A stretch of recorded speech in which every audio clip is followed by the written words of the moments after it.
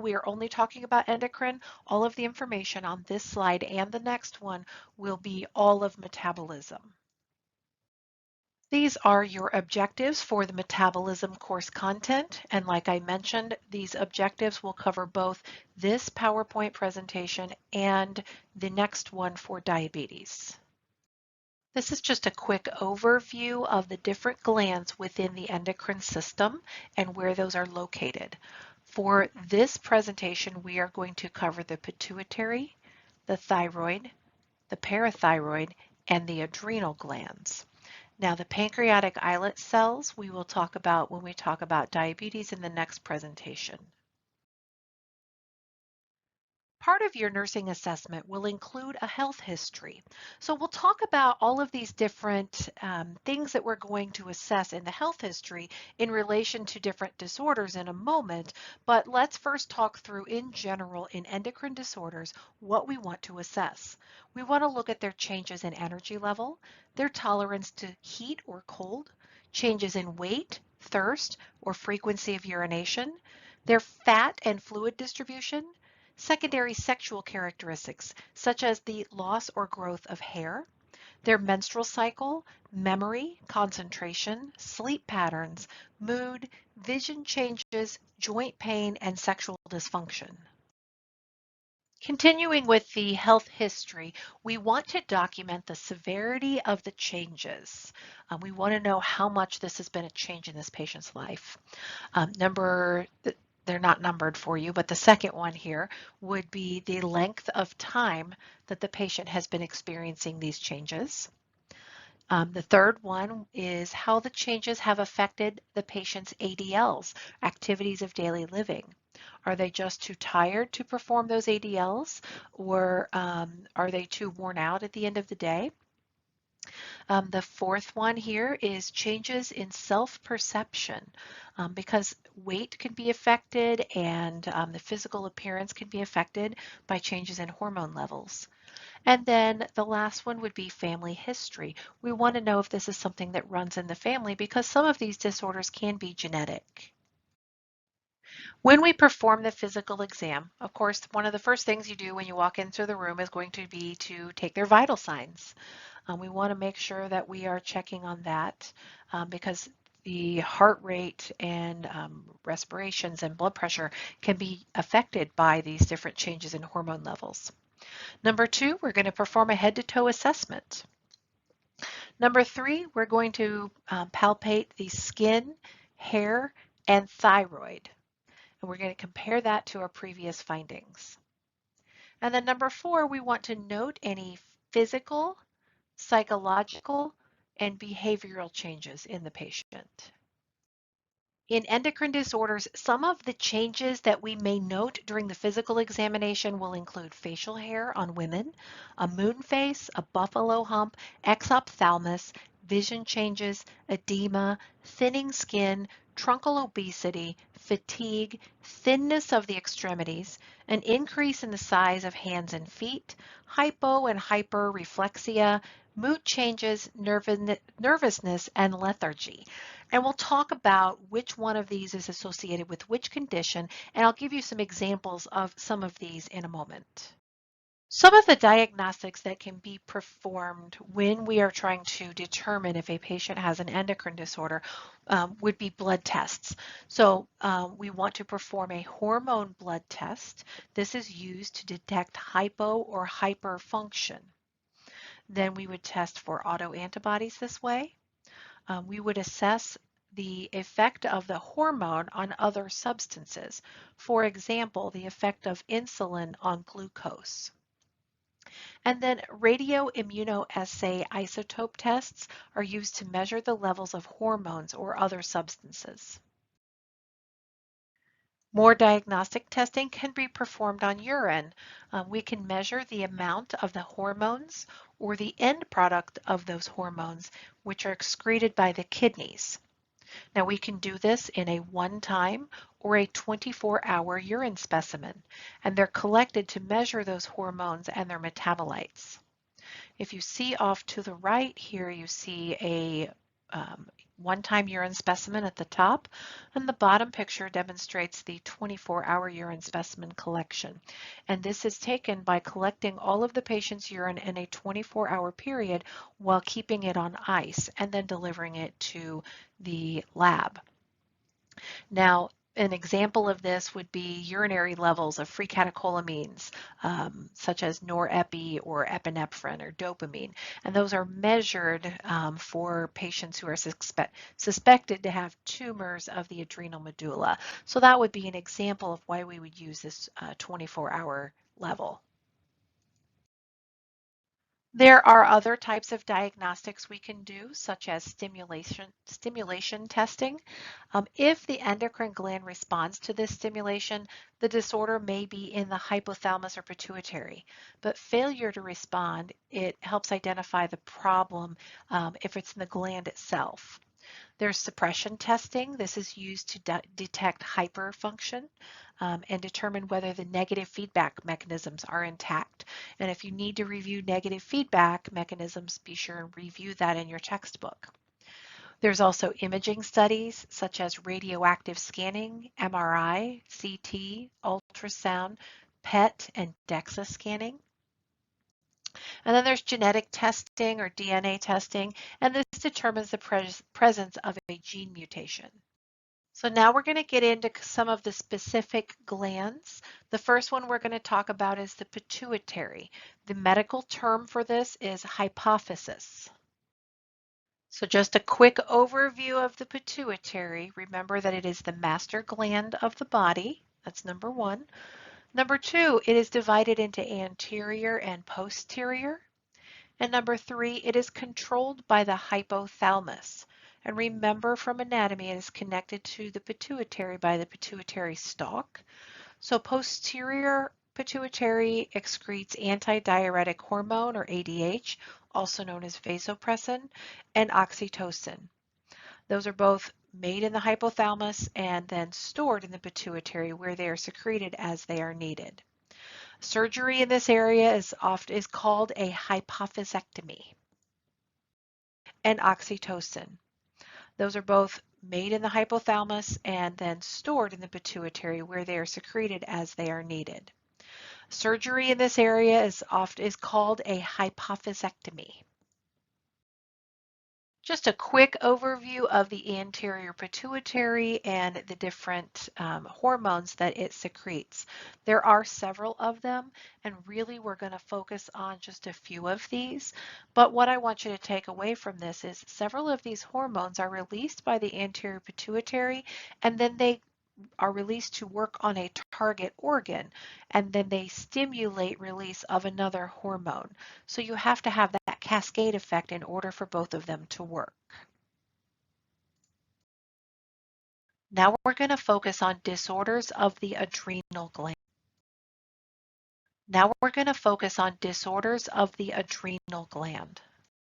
This is not the greatest drawing in the world, but it gets the point across. I want you to remember that the adrenal gland sits on top of the kidneys, and I always say it just looks like a little hat for the kidneys. And remember that you have the cortex and the medulla. And the cortex produces your steroids, and we'll talk about the deficiency.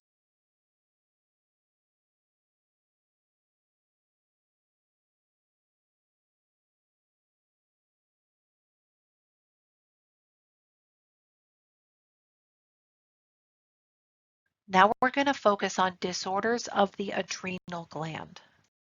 This is not the greatest drawing in the world, but it gets the point across. I want you to remember that the adrenal gland sits on top of the kidneys, and I always say it just looks like a little hat for the kidneys.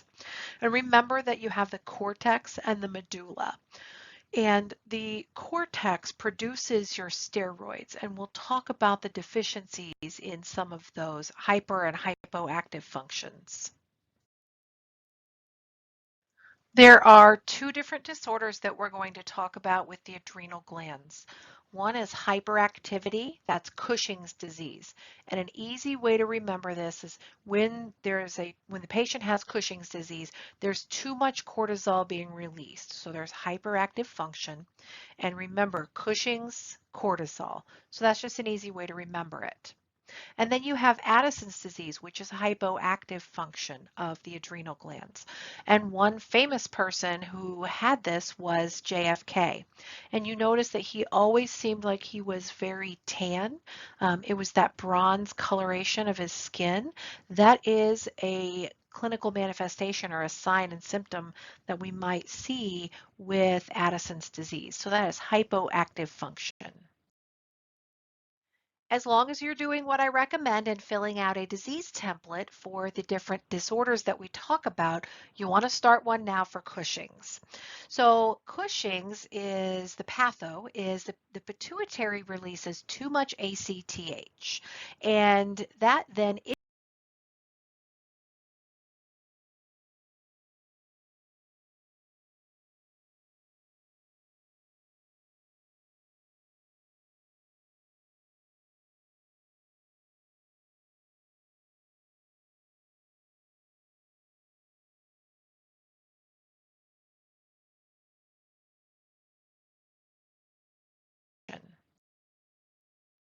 as long as you're doing what I recommend and filling out a disease template for the different disorders that we talk about, you want to start one now for Cushing's. So Cushing's is the patho, is the pituitary releases too much ACTH, and that then increases cortisol levels. Now remember that cortisol is a stress hormone and it affects how we process our carbohydrates, fats, and proteins. And it also decreases our immune system response to cortisol levels. The different disorders that we talk about, you want to start one now for Cushing's. So Cushing's is the patho, is the pituitary releases too much ACTH, and that then increases cortisol levels. Now remember that cortisol is a stress hormone and it affects how we process our carbohydrates, fats, and proteins. And it also decreases our immune system response to swelling, which then causes us to see edema with these patients. Now, as far as etiology, most often this is caused by corticosteroid medication use, but it can be caused by a malignancy. Now, as far as clinical manifestations and expected findings, thin hair, not alopecia,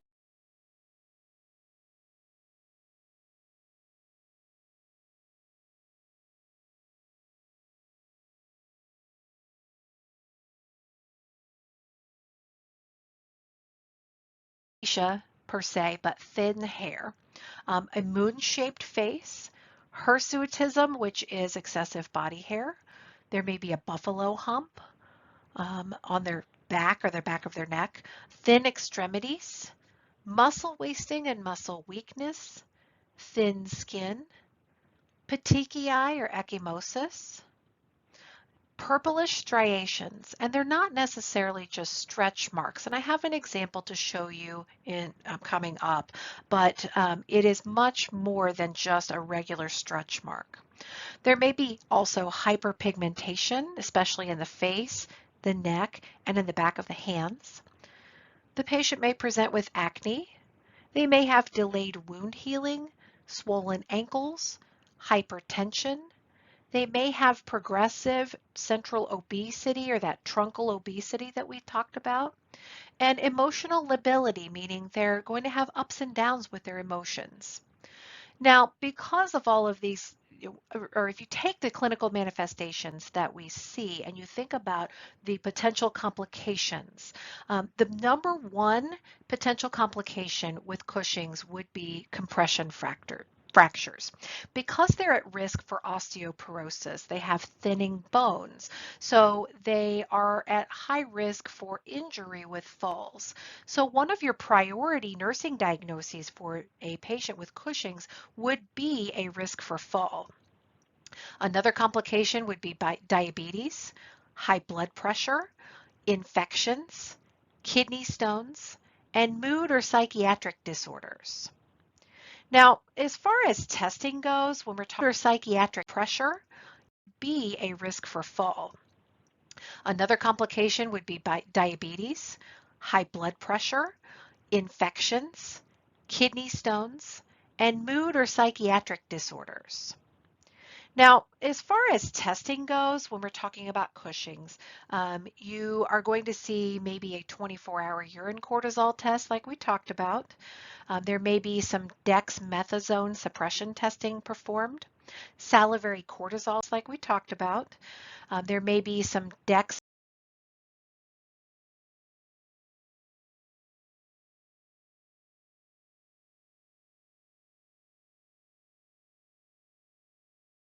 going to see maybe a 24-hour urine cortisol test like we talked about. There may be some dexamethasone suppression testing performed. Salivary cortisol levels, it's a really cool test where they take a piece of cotton and stick it between the cheek, and there may be some dexamethasone suppression testing performed. Salivary cortisol levels, it's a really cool test where they take a piece of cotton and stick it between the cheek, and they just allow it to absorb saliva, and then they send it to the lab, and the lab analyzes how much cortisol is present. There may be testing done to determine the cause. So remember I talked about the etiology. It could be caused by malignancy. So we would want to possibly do a brain MRI to see if there's maybe a brain tumor causing this.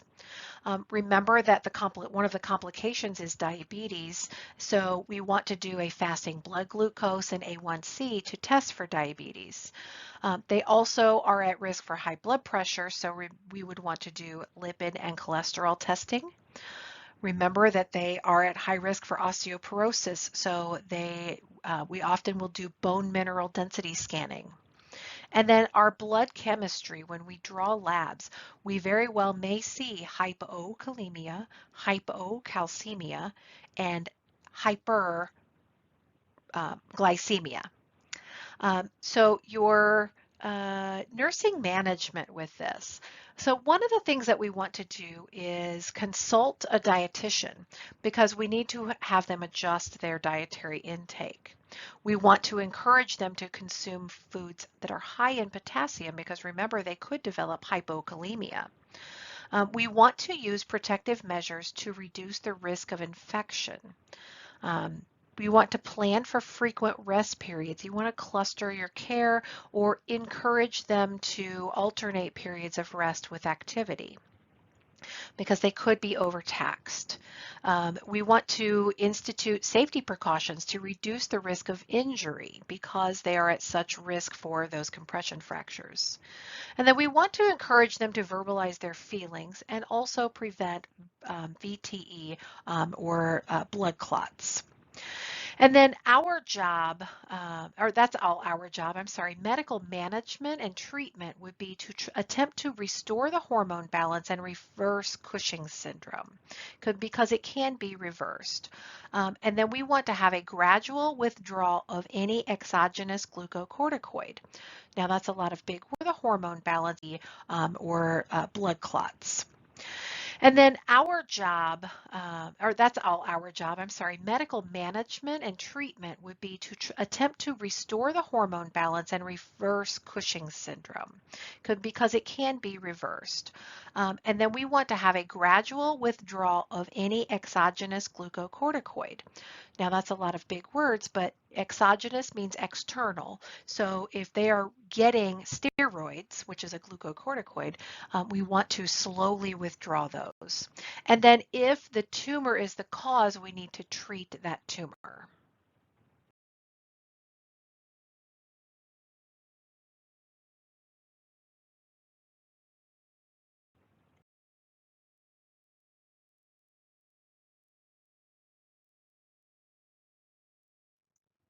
Now, I told you that I would show you what these different clinical manifestations look like. So if you look at this first picture, this is a buffalo hump. This is a very pronounced one, but you could see the buffalo hump in a patient with Cushing disease. The second one here that you see is a moon face. And then this is that purple striae that I was talking about. See how it is much deeper and wider than what you would see in a typical stretch mark. So I just wanted you to see the difference in these. You'll want to pull out another disease template and start one on Addison's disease. So we're going to talk first about the pathophysiology and etiology. Pathophysiology is that this is an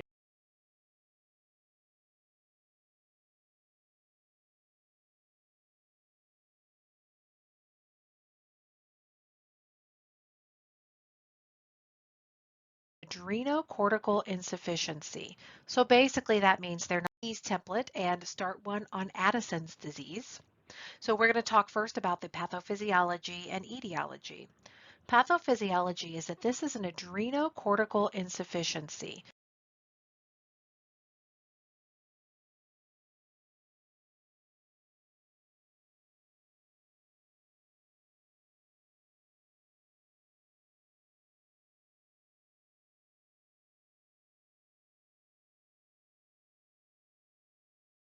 So basically that means they're not getting enough steroid from that adrenal cortex. This occurs when that cortex is damaged or dysfunctional. Now, the etiology, it could be caused by some autoimmune disorder. It could be idiopathic, which means we don't know, or that adrenal gland could have been surgically removed for one reason or another. Now, clinical manifestations, you'll see bronze pigmentation of the skin, like I mentioned when I told you that JFK had this. You very well may see rapid weight loss. Because they are at risk for hyponatremia, they will have a craving for salt. They're going to have weakness and fatigue, low blood pressure, and dehydration. And with that low blood pressure, it could be caused by postural hypotension. Now, the labs that we're going to draw include serum electrolytes. We want to check for hyponatremia, hyperkalemia, hypoglycemia, and hypercalcemia. We also will draw a BUN and creatinine. We will draw their serum glucose, serum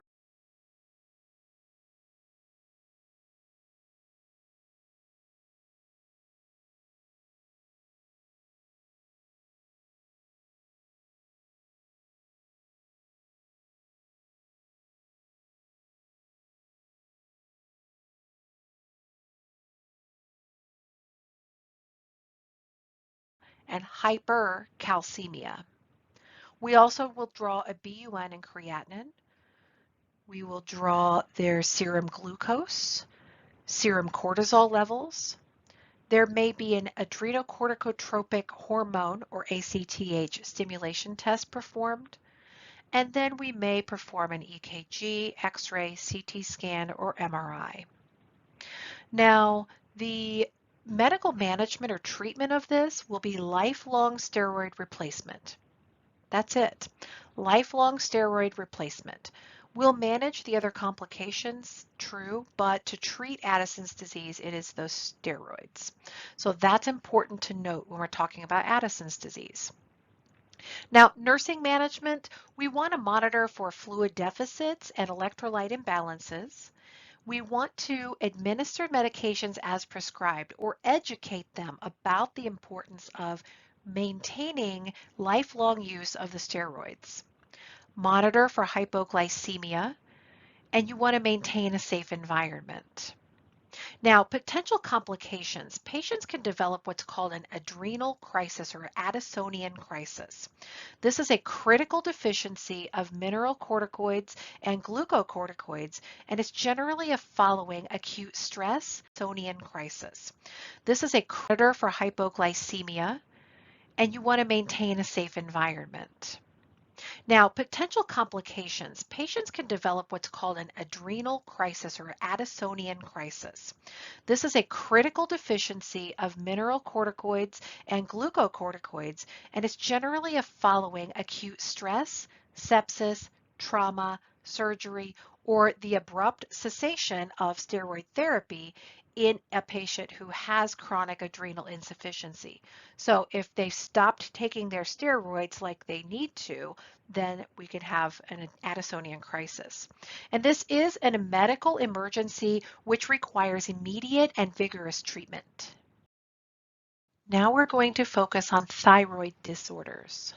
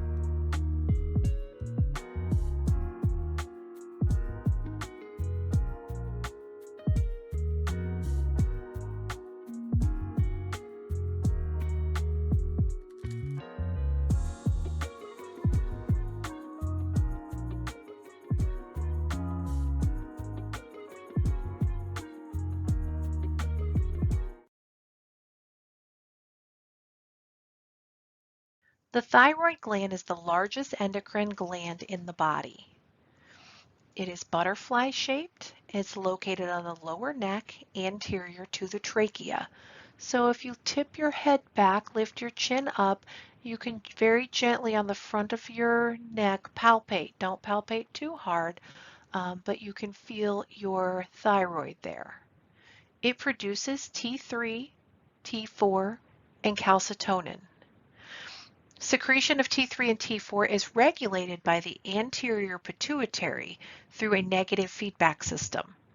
T3 and T4 affect the overall body metabolism, energy production, fluid and electrolyte balance, and they control the tissue use of fats, proteins, and carbs.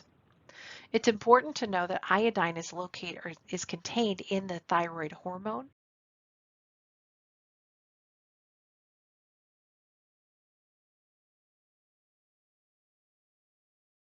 And this drawing shows how the negative feedback system works with the thyroid. So the hypothalamus releases thyrotropin-releasing hormones, or TRH. This in turn stimulates the pituitary to produce TSH. TSH is thyroid stimulating hormone. That does exactly what it says. It stimulates the thyroid.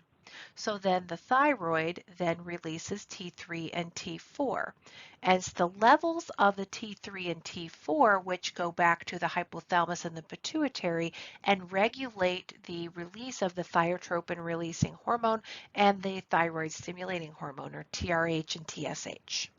Now, if the pituitary finds that it is sending out TSH, but there's not enough T3 and T4 in the system, then it will continue to release more TSH.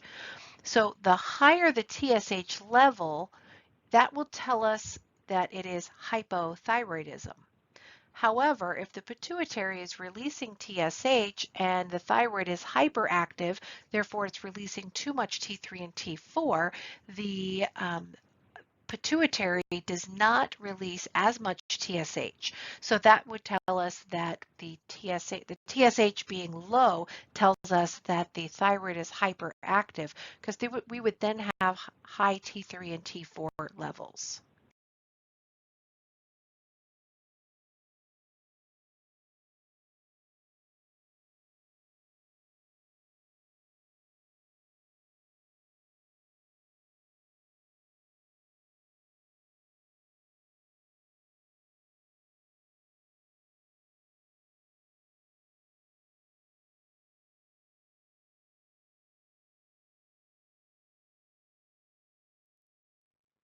There are several things that put a patient at risk for developing hyperthyroidism.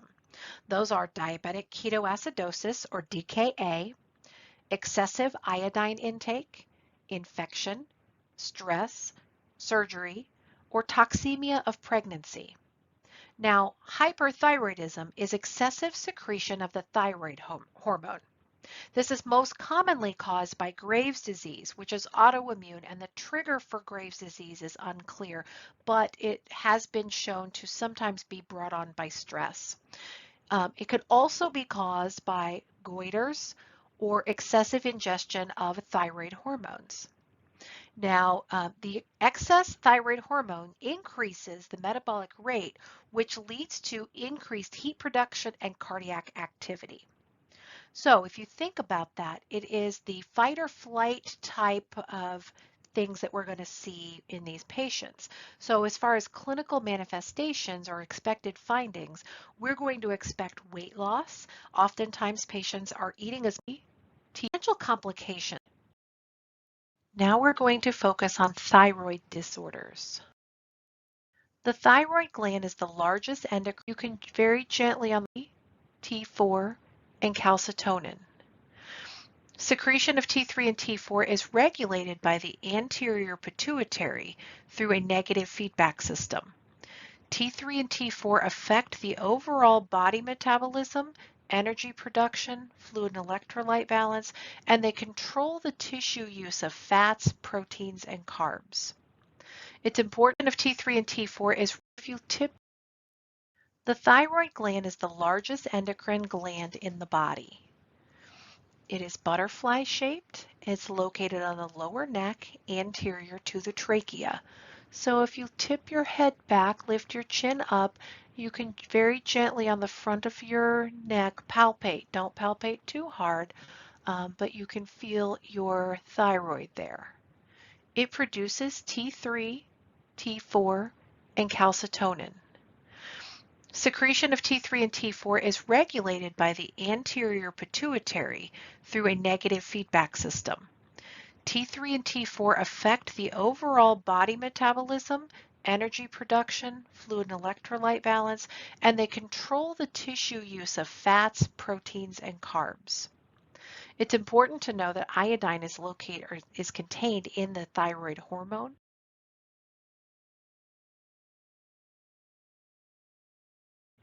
And this drawing shows how the negative feedback system works with the thyroid. So the hypothalamus releases thyrotropin-releasing hormones, or TRH. This in turn stimulates the pituitary to produce TSH.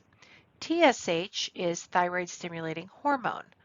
That does exactly what it says. It stimulates the thyroid.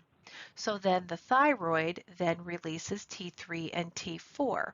As the levels of the T3 and T4, which go back to the hypothalamus and the pituitary and regulate the release of the thyrotropin releasing hormone and the thyroid stimulating hormone, or TRH and TSH.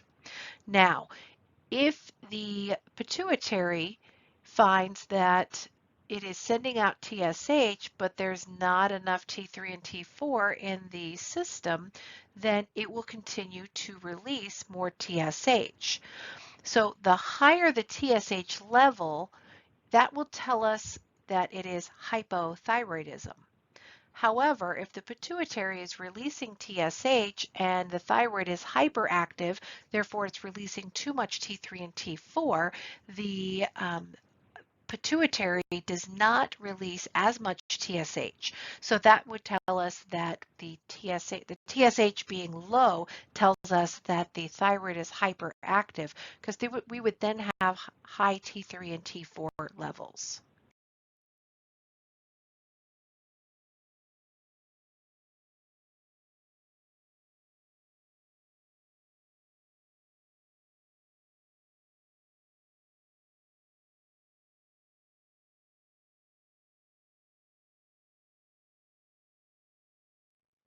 There are several things that put a patient at risk for developing hyperthyroidism. Those are diabetic ketoacidosis, or DKA, excessive iodine intake,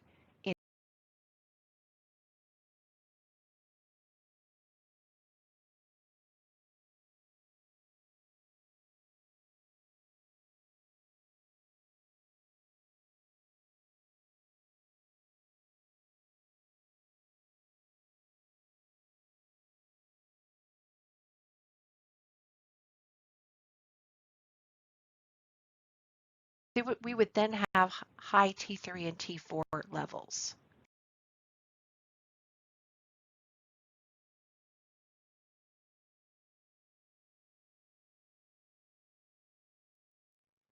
There are several things that put a patient at risk for developing hyperthyroidism.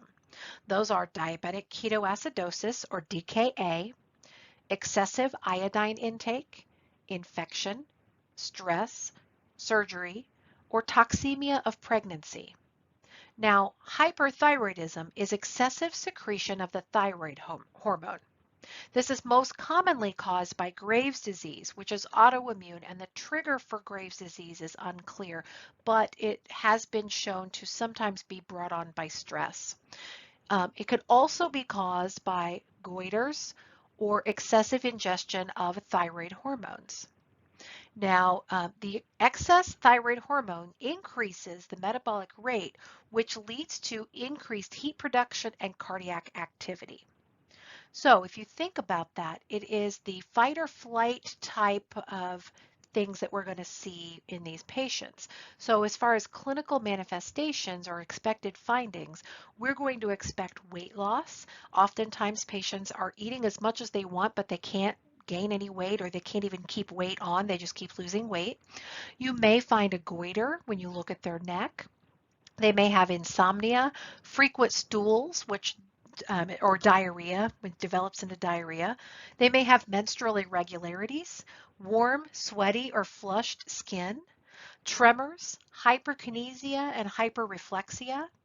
They may have exophthalmos, which is have insomnia, frequent stools, which or diarrhea, which develops into diarrhea. They may have menstrual irregularities, warm, sweaty, or flushed skin.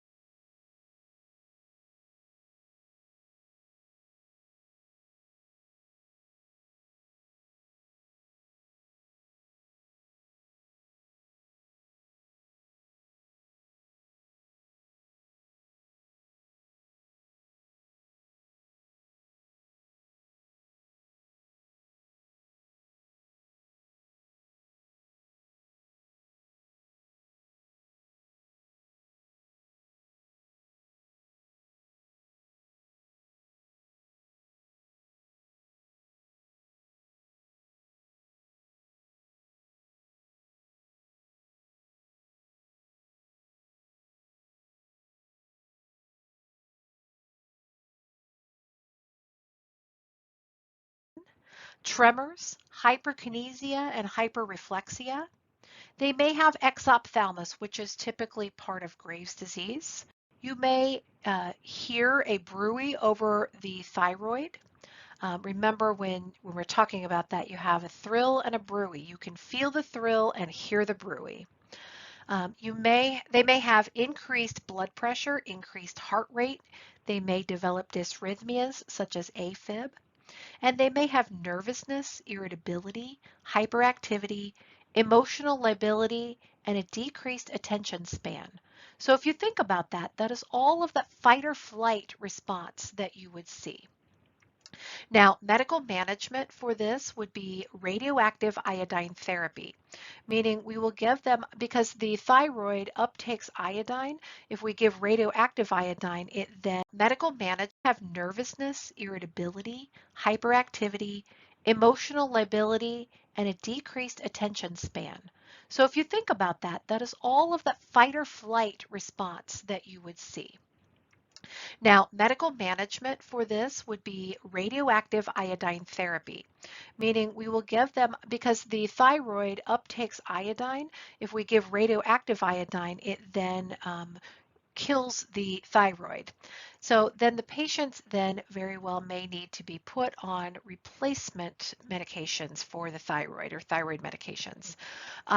Then they may be put on thionamides, propranolol, which is a beta blocker because that slows the heart rate and lowers the blood pressure. And they may be put on an iodine solution. And then surgically, they may have a total or subtotal thyroidectomy. Now, as far as nursing management goes, we are going to provide patient education and talked about their medication regimen and the importance of taking their medications. As far as labs go, we're going to draw a serum TSH, check for T3 and T4 levels. Oftentimes, an ultrasound of the thyroid will be performed. And because of that increased heart rate and the effects on the heart, we very likely will do an EKG. And then there's a radioiodine uptake and thyroid scan that can be done to see how the thyroid is functioning. Now, there are potential complications with hyperthyroidism that goes untreated. One of which would be heart failure because the heart is working so hard, it eventually wears out. The second of which would be what's called a thyroid storm. This is a sudden surge of large amounts of thyroid hormones. It increases the metabolism. It is a medical emergency with a high mortality rate. Now, precipitating factors include infection, trauma, emotional stress, diabetic ketoacidosis, or digitalis toxicity. These are a couple of the things I have been talking about. The first picture you see here is a patient with a goiter. This is a very large goiter. And then here you see a patient with exophthalmos. So this is where the patient is, they have bulging eyes, and think about their eyelids are retracted, so they likely will have very dry eyes. So we have to consider those when taking care of a patient with this.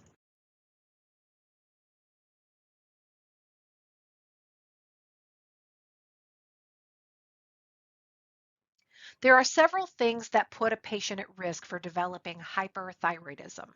Those are diabetic ketoacidosis, or DKA, excessive iodine intake, infection, stress, surgery, or toxemia of pregnancy. Now, hyperthyroidism is excessive secretion of the thyroid hormone. This is caused by increased heat production. Stations are expected to gain any weight, or they can't even keep weight, or diarrhea, it develops into diarrhea. They may have menstrual irregularities, warm, sweaty, or may hear a bruit rate. They may develop attention span. So, meaning we will go on and talked about the second of which would be, or if there's a this is a viridism that goes mortality rate. Now, precipitating factors include infection, trauma, emotional stress, diabetic ketoacidosis, or digitalis toxicity.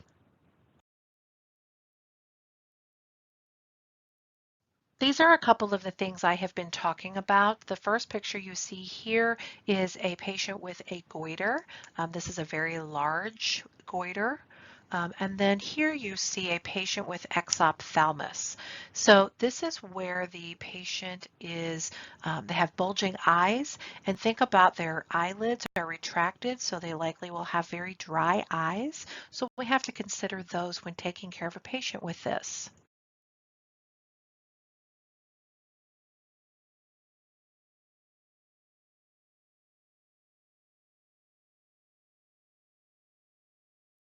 You may remember this guy from Flip or Flop. I think his name is Tarek. You see where it's circled here, a viewer actually noticed that he had a goiter and they let him know, and he ended up having his thyroid removed because he had thyroid cancer. So you'll be able to see if it's enlarged or if there's a tumor there because it's right there in front of the neck. So yeah, if you research this story, you'll see that a viewer noticed this, and this is the screen, the shot where they noticed it.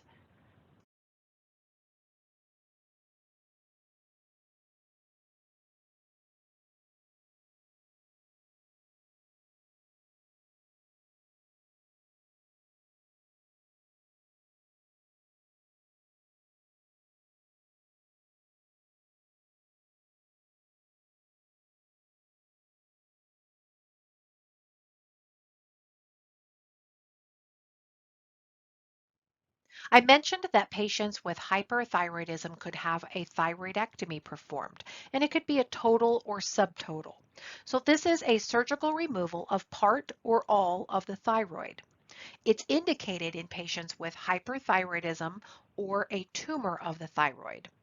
Now, potential complications of this procedure include complications of the thyroid subtotal. That patient, you research this story, he had a goiter having his thyroid removed because he had thyroid cancer.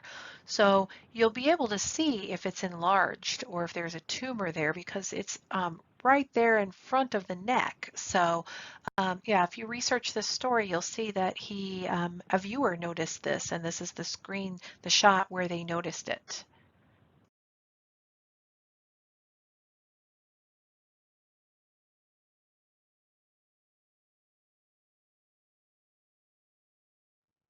I mentioned that patients with hyperthyroidism could have a thyroidectomy performed, and it could be a total or subtotal. So this is a surgical removal of part or all of the thyroid. It's indicated in patients with hyperthyroidism or a tumor of the thyroid. Now, potential complications of this procedure include hypocalcemia. It can then cause tetany if the parathyroid glands, which are located on the back of the thyroid gland, are damaged or removed. Now, there are some signs that you will see, and I will cover those in a moment. Another complication would be the opposite of hyperthyroidism. They could develop hypothyroidism. Now, our interventions as nurses would be to maintain the patient in a high Fowler's position. We want to support the head and neck with pillows and avoid neck extension. You want to check the dressing and the back of the neck for bleeding because think about how gravity works. The bleeding may be draining down the back of the neck, and if you're not looking there, you won't see it. There may be edema, which can cause respiratory distress. So therefore, we need to have trach supplies close by. And the patient could have laryngeal nerve damage, so we want them to start talking as soon as they're awake. And then we want to manage their drains. Now, the education with this procedure would be the need for lifelong hormone replacement for a total thyroidectomy. So they'll have to be on thyroid medications for the rest of their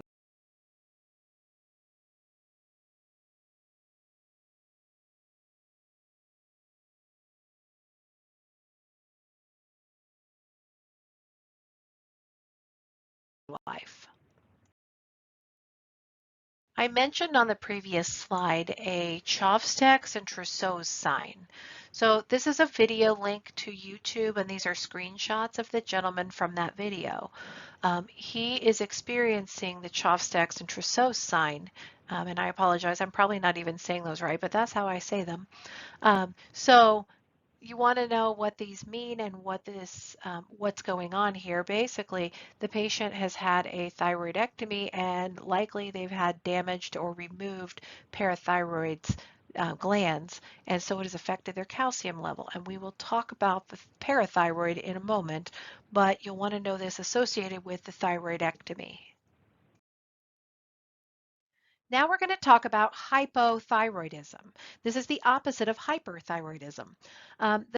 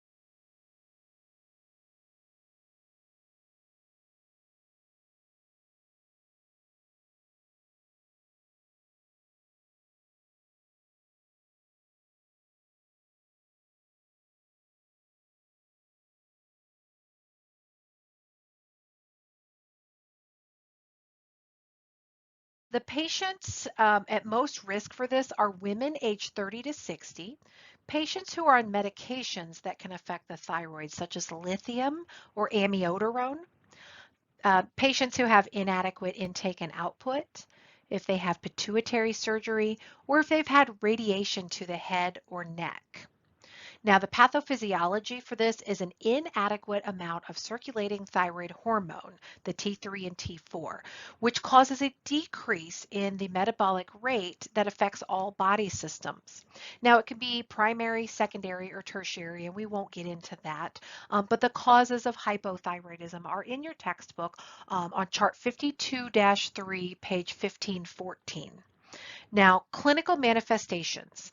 These are going to be your rest and digest type symptoms. So we're going to see fatigue, lethargy, irritability, intolerance to cold, constipation, weight gain, pale skin, thin and brittle fingernails, depression, thinning hair, joint and muscle pain, bradycardia, hypotension, and a slow thought process or slower speech. Now, medical management would be treatment with levothyroxine or Synthroid. This will increase the effects of warfarin, so you have to be aware of that. It will increase the need for insulin, and it will increase the need for digoxin. So it can affect other medications. When we start Synthroid, we start low and go slow because we don't want to give them too much right off the bat because then we'll cause hyperthyroidism. Patients need to take 1 to 2 hours before breakfast. I'm sorry, going back to their Synthroid. They need to take their Synthroid 1 to 2 hours before breakfast on an empty stomach. And treatment for hypothyroidism is considered lifelong. Now, as far as diagnostics, we're going to do a CBC to check for anemia. And we're going to draw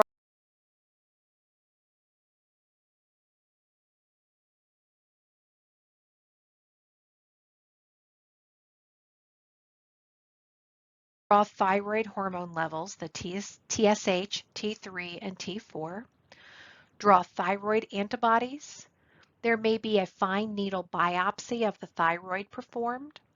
There may be a radioisotope scan and uptake to see how it is functioning. We may do a skull x-ray, CT scan, and MRI to look for pituitary lesions or a hypothalamic lesion. And then an EKG, that will show the heart rate, and it may show flat or inverted T waves or ST deviations. Now, nursing management, we want to monitor for cardiovascular changes. We may have to reorient the patient. We definitely want to do anti-embolism, so we want to do your SCDs, make sure that they're on medications that would prevent uh, embolisms. Sorry. We want to refer them to a dietitian. We may have to provide them with extra clothing or blankets because they're going to be cold. And then you have to use caution with central nervous system depressions, such as barbiturates or sedatives, because the need for the amount of drug for the dose will be less than normal when they have hypothyroidism, just because their body is not functioning or processing as quickly.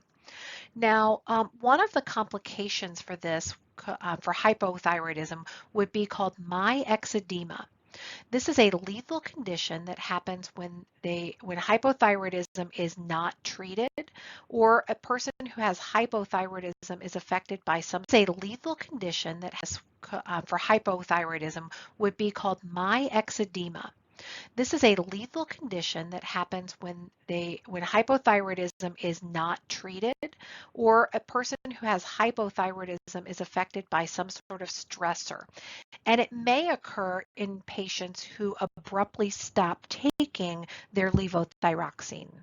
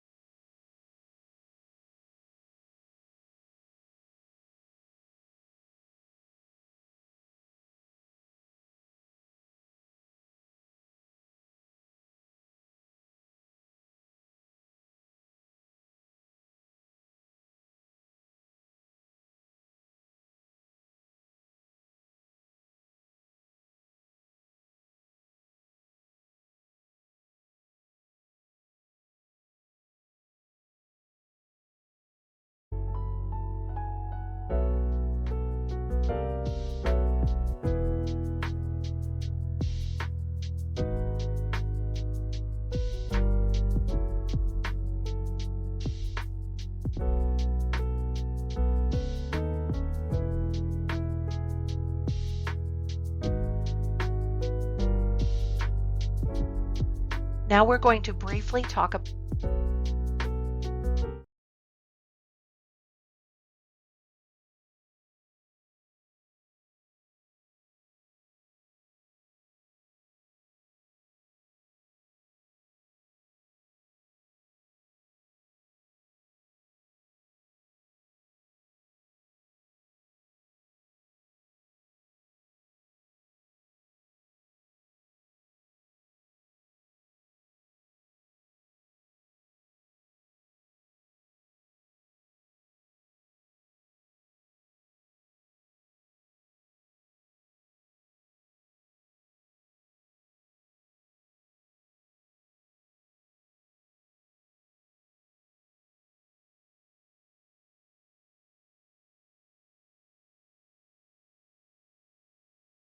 about parathyroid disorders.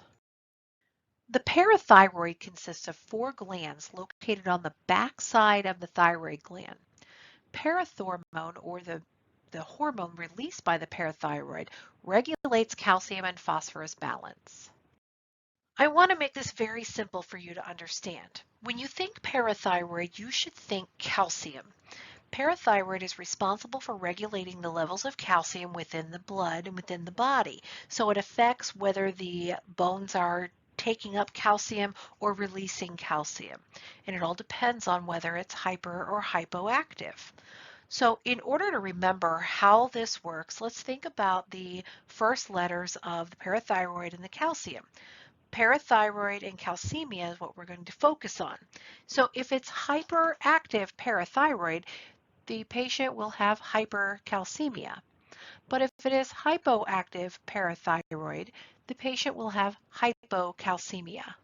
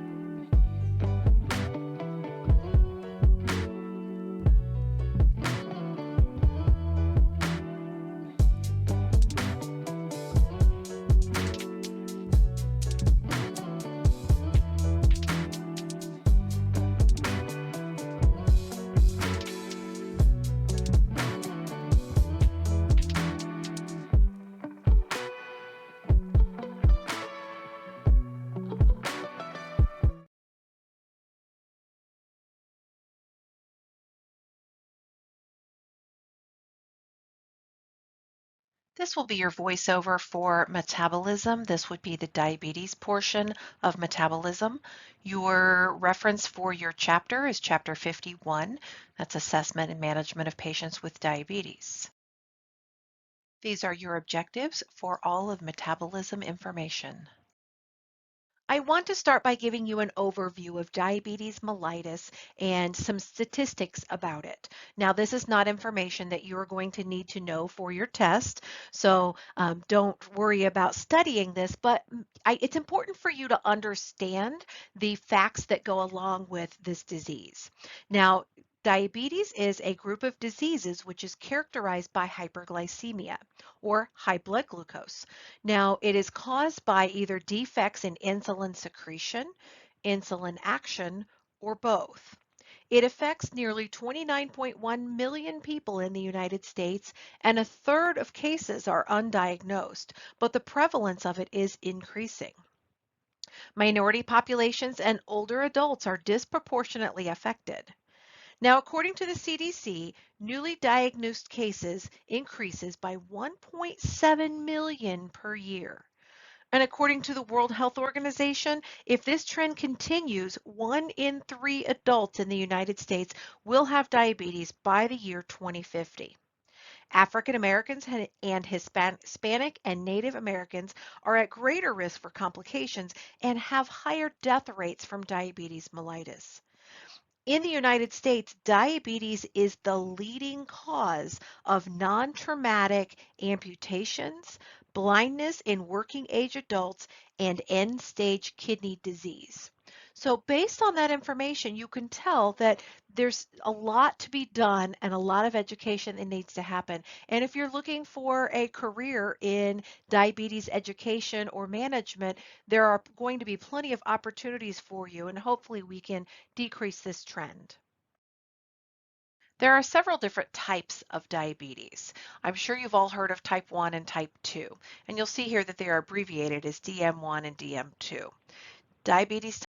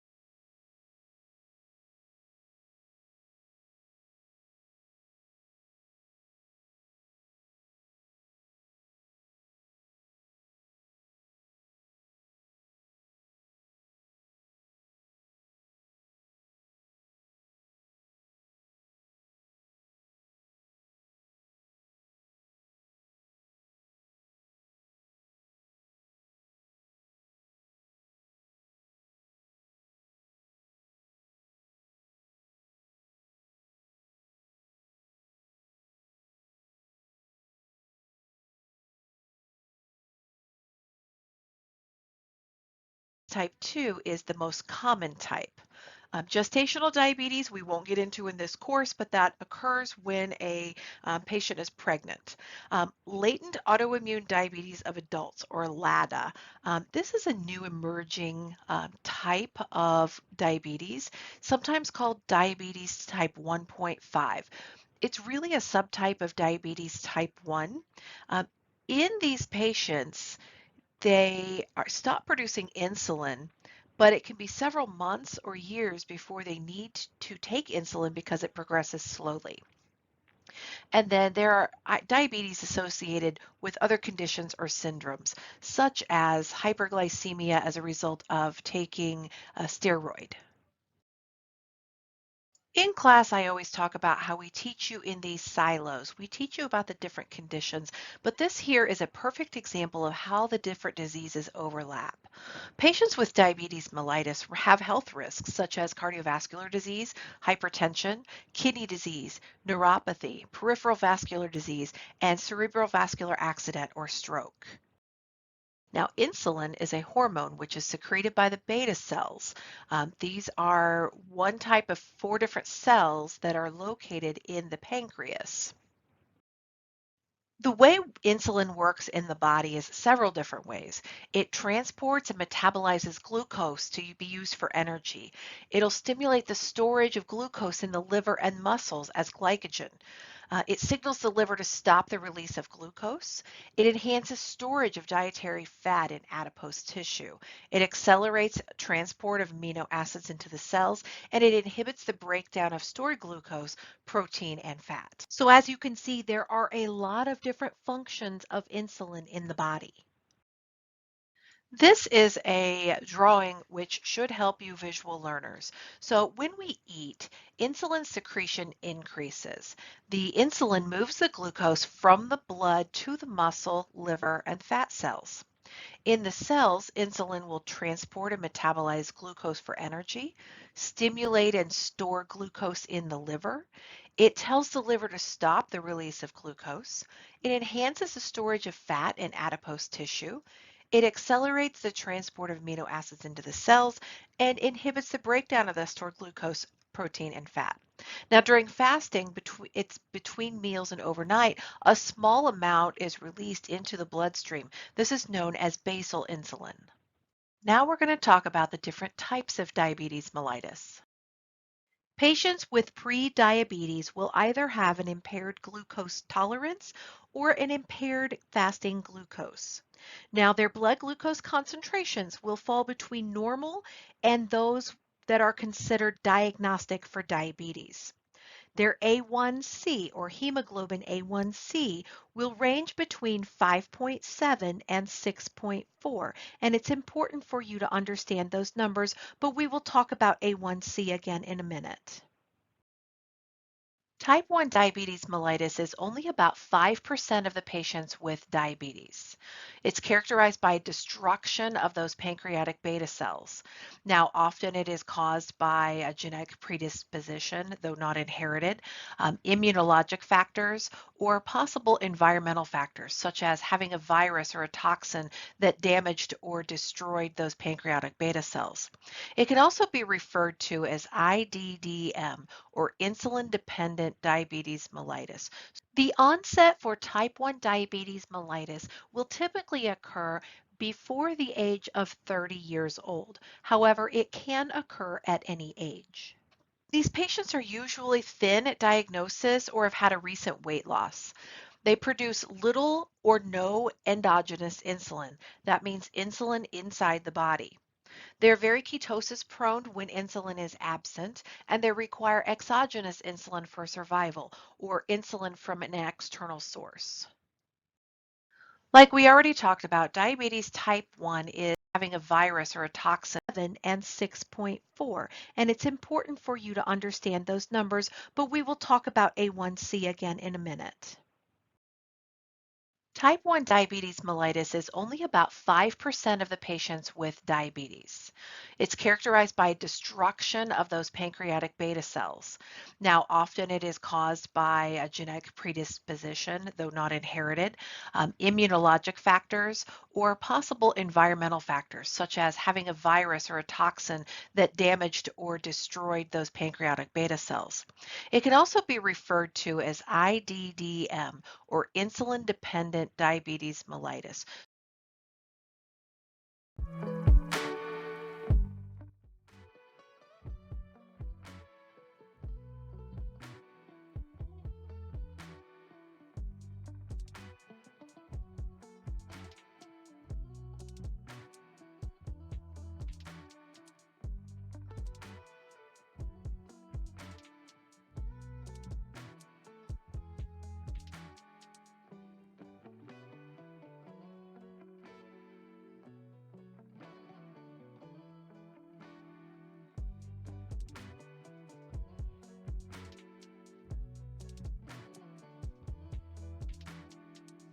is only about 5% of the patients with diabetes.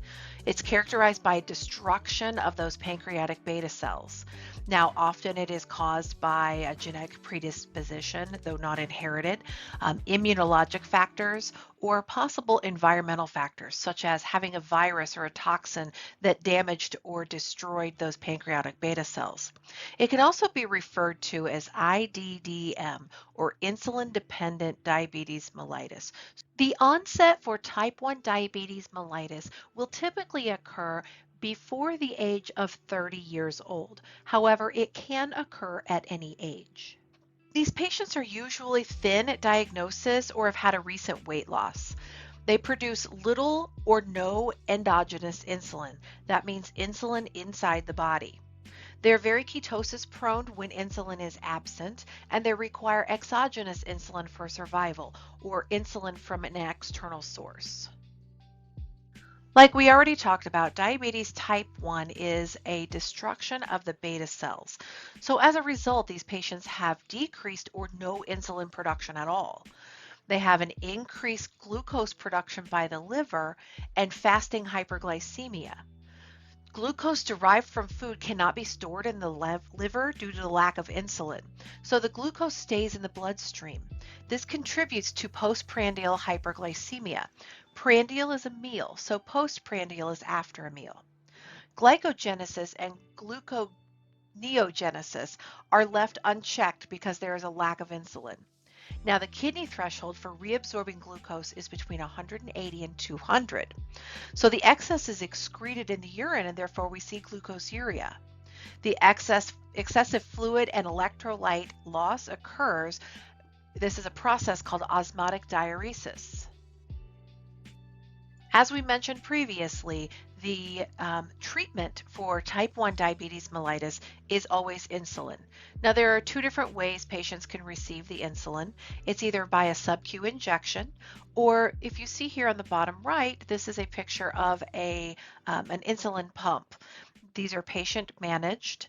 Oftentimes when patients come into the hospital, they have to remove these, and we will treat them with insulin injections, AC and HS, or with meals and at bedtime. However, there are some facilities that will allow patients to keep their insulin pump as long as they are awake and alert and able to manage it. And they have to sign paperwork, so it just depends on the facility that you are at.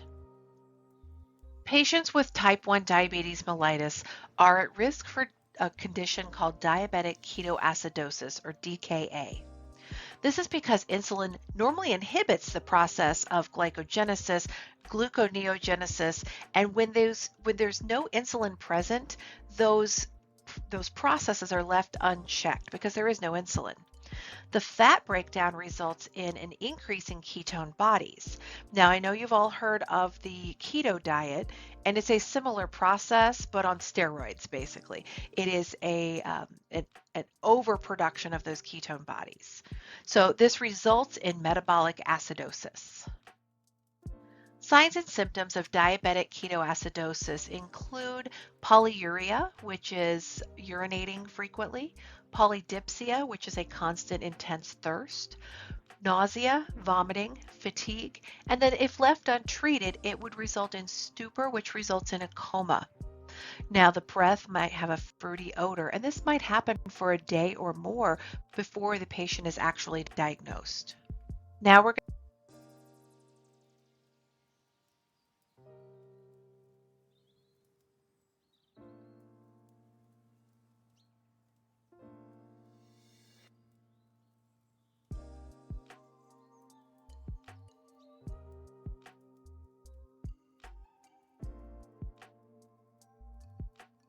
going to talk about diabetes mellitus type 2.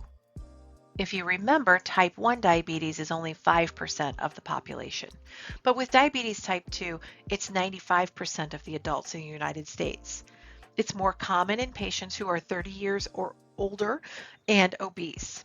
It can also be called NIDDM, or abbreviated as non-insulin dependent diabetes mellitus, even though eventually these patients might need insulin.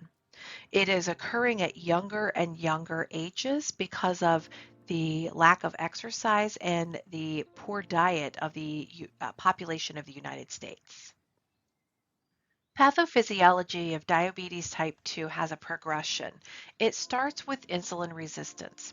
This is where there is a decreased sensitivity to insulin, or the cells are not as responsive to the insulin that is released. So as a result, this insulin doesn't stimulate the glucose uptake or doesn't shuttle that blood glucose into the cells. And then regulating the glucose released by the liver is not as effective either.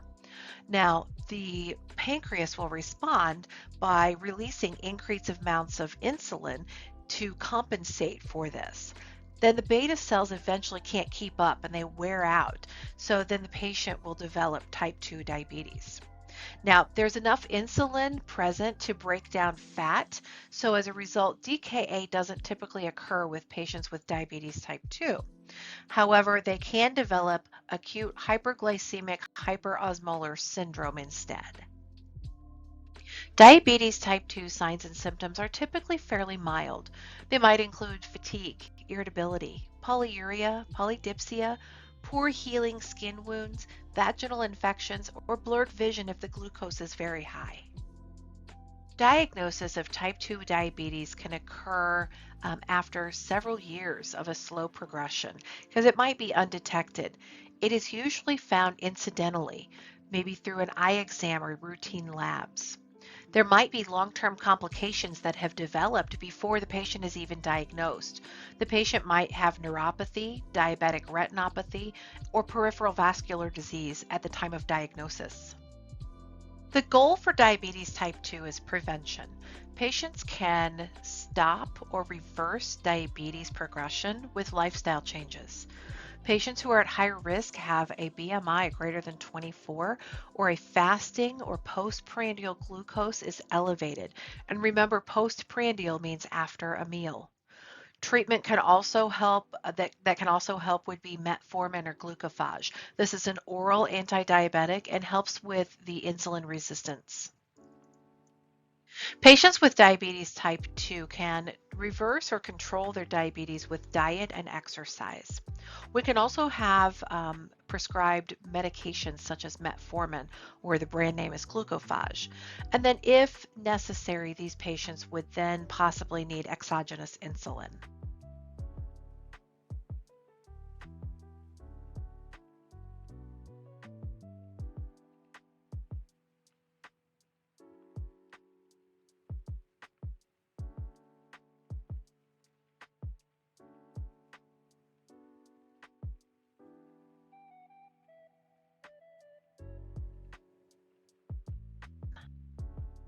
Diabetes type 2 and the insulin resistance associated with that may lead to a condition called a metabolic syndrome.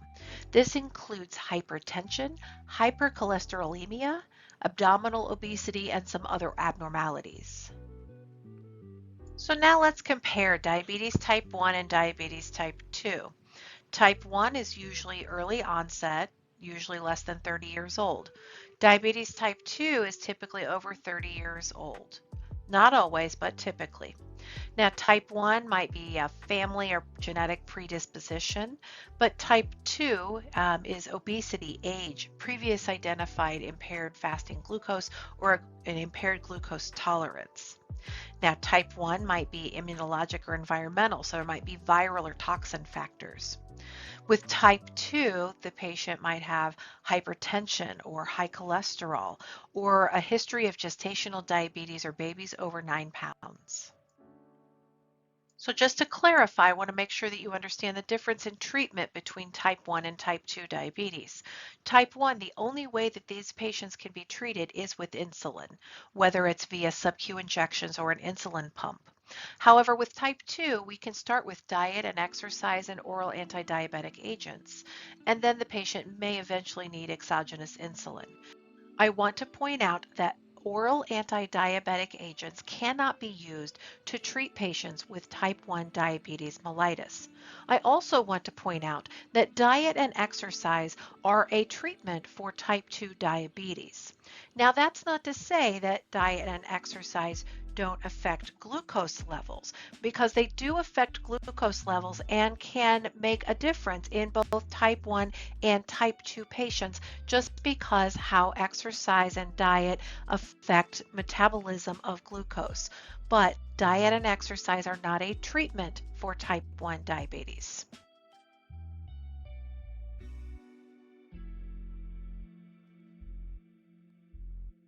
As I mentioned when we did the overview, there are a couple of other types of diabetes mellitus. I also mentioned LADA, which is latent autoimmune diabetes of adults. And as I said, this is a new emerging type. It's a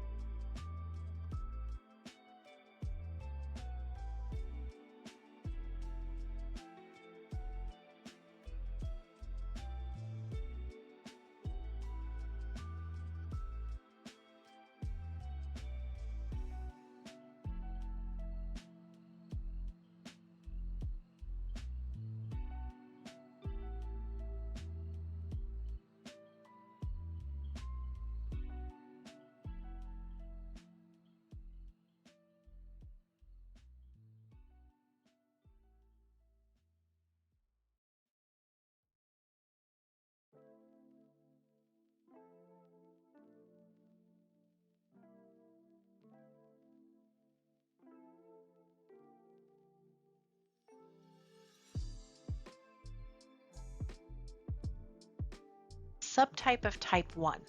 It's a progression of an autoimmune beta cell destruction, but it occurs slower than patients with type 1. The patient may not be insulin dependent for the first 6 months after diagnosis. And as I said, this is a new emergence. As I mentioned when we did the overview, there are a couple of other types of diabetes mellitus. I also mentioned LADA, which is latent autoimmune diabetes of adults. And as I said, this is a new emerging type. It's a subtype of type 1. It's a progression of an autoimmune beta cell destruction, but it occurs slower than patients with type 1. The patient may not be insulin dependent for the first 6 months after diagnosis, and the clinical manifestations are like both diabetes type 1 and diabetes type 2. And as I said, this is sometimes called diabetes type 1.5. So just know that this is newly emerging and there's not a lot of information in your textbook about it, maybe just one paragraph, but I just want you to be familiar because once you get out there working, you may see this. I also mentioned in the overview that there are diabetes mellitus conditions that are associated with other conditions or syndromes. One of these could be pancreatic disease, hormonal abnormalities, medications such as corticosteroids. So if you have a patient taking prednisone or Solumedrol, for example, you need to watch their glucose. There might be medications containing estrogen which cause this because remember, insulin is a hormone. It all depends on the pancreas' ability to produce insulin and might require treatment or insulin. Now that we've talked about the different types of diabetes, let's talk about the clinical manifestations that occur. This is an extensive list of the clinical manifestations of diabetes mellitus. So I'm not going to read these to you, but just know that you might have things such as fatigue, poor healing wounds, nausea and vomiting, blurred vision, peripheral vascular disease, peripheral neuropathy, obviously hyperglycemia, dry skin, irritability or inability to concentrate. There are several different things that might be part of those clinical manifestations, so just read through these. The big three clinical manifestations of diabetes mellitus are polyuria, which is an increased urination because of osmotic diuresis, Polydipsia, which is thirst from the dehydration. So the patient might have poor skin turgor, they might be warm and dry, they might have weakness and malaise, tachycardia and hypotension. And then polyphagia, which is excessive hunger. This is related to the inability of the cells to get any glucose. So patients with diabetes type 1 might have sudden weight loss, and then the ketones might result in the breakdown of fat. So just remember your 3 Ps when it comes to the clinical manifestations of diabetes mellitus: polyuria, polydipsia, and polyphagia.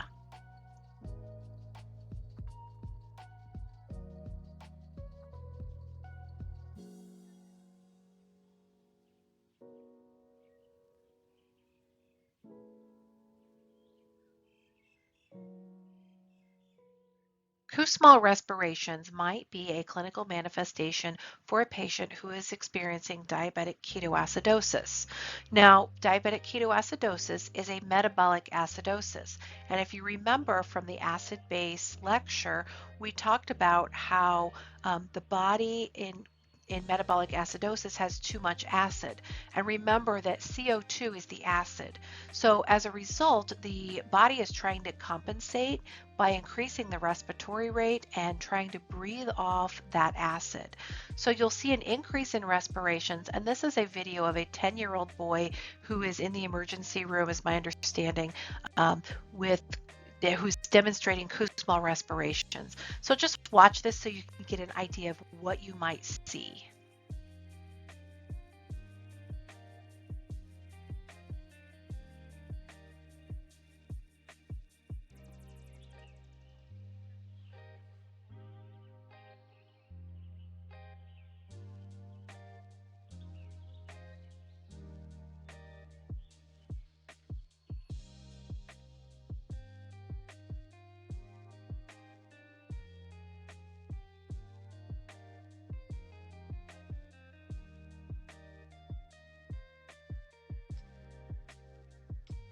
With diabetes mellitus.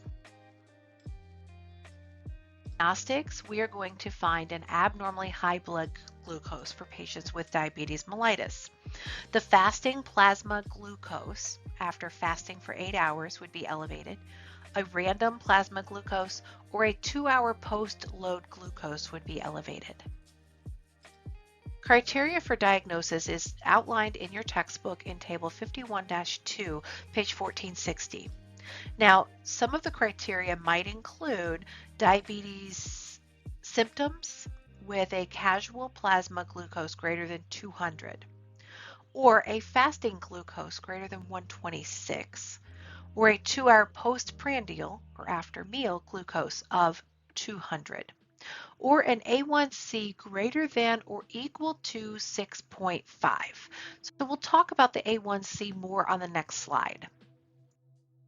Hemoglobin A1C is a lab that is drawn to give us an average percentage of a blood sugar for the last 90 days or so.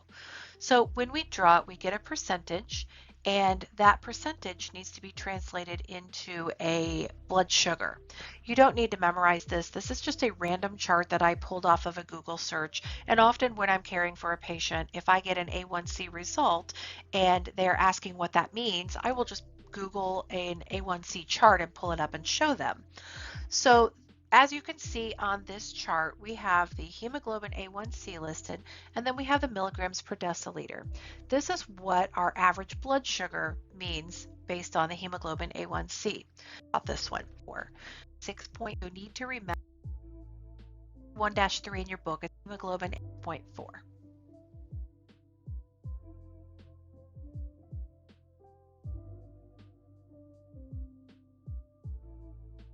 Now we're going to talk a little bit about the nursing assessment portion when it comes to patients with diabetes mellitus.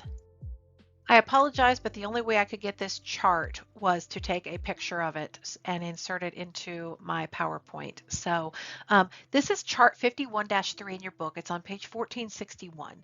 So it talks about the history and the physical. We always start there, remember. So we want to talk to the patient about the signs and symptoms and things like that. So we'll get into that a little bit more, but the chart in your book has a complete list of everything we're going to look at for patients with diabetes mellitus. When we perform a history and physical, we're going to talk to the patient about the symptoms they've been experiencing, talk about the chronic complications that have been going on, talk about eye, kidney, nerve, and urinary problems. Cardiac, peripheral vascular, and foot complications are a big thing when it comes to diabetes mellitus. We're going to talk to them about their diet and exercise routine and how well they manage their medications and how compliant they are. We want to talk to them about the use of tobacco and alcohol, which can further complicate diabetes mellitus. And then lifestyle, cultural, psychosocial, and economic factors also need to be taken into consideration. When we perform a physical exam, we want to assess the blood pressure, check the BMI of the patient, assess the vision, pay close attention to the feet, see if there are any diabetic ulcerations that have occurred, pay attention to the skin and the neurological status of the patient. Labs and diagnostics might include a glucose level to start, an A1C. If you notice that your patient has diabetes and does not have an A1C, I would always recommend requesting one be ordered. There might be a fasting lipid profile. We're going to check for albumin, creatinine, a urinalysis, or an EKG. We may need to refer the patient with diabetes mellitus to other specialties. One of them would include an ophthalmologist for eye problems, podiatrist for foot problems, dietitian to help with their dietary intake, and then a diabetes educator to help them manage their disease. Patient education is a big part of what we do as nurses, and it's really big for patients with diabetes. We need to perform dietary education, teach them what foods they should and should not eat or how to manage those, and teach them about moderation, which is very important because if they're told they need to eliminate something from their diet, it's going to make it that much more difficult. But if they know they can still have it in moderation, then it makes it a little easier. We need to talk to them about their self-health management. How are they going to manage their lifestyle? How are they going to manage their diet, their exercise, their medications that they have to take. And then we want to talk to them about those prescribed medications, when to take them, how to take them, when it is indicated to increase their insulin intake and when it is not, and how to identify the signs and symptoms of hypo and hyperglycemia. And then emotional support. This is a disease and it is difficult to deal with. So talk them through that and try to find out what support they have in their lives to help them. One of the things we need to really teach our patients about is foot checks. So they may not be able to, and I don't know about you, but it's hard for me to flip my foot over and take a look at the bottom of it sometimes. So to teach them how to put a mirror, maybe lean it up against the wall, put it on the floor, and just take a look at their foot. As I had a patient with diabetes mellitus with peripheral neuropathy, and he had a pebble in his shoe and developed an ulcer. He would not have known it was there had he not checked his foot in the mirror.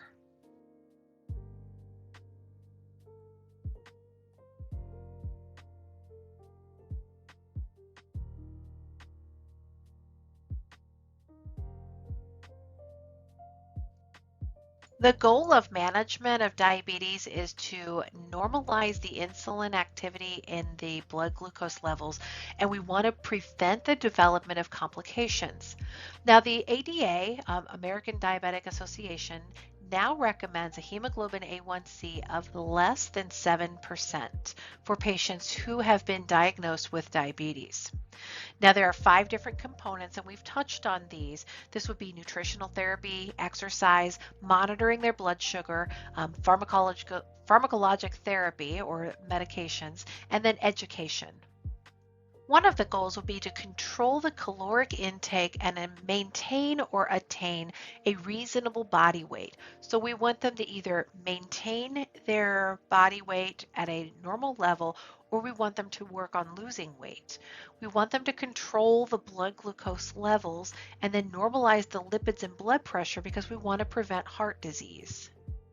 Our role in helping manage diabetes would be to be knowledgeable about the dietary management and in educating them about what foods they should and should not eat and what they should eat in moderation. We need to communicate with the dietitian or other specialists just to make sure that everyone's on the same page and we're all very supportive of the patient.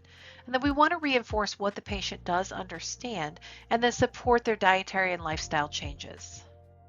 When we are doing meal planning with a patient, we need to consider their food preferences, lifestyle, usual eating times, cultural and ethnic background. We need to review their diet.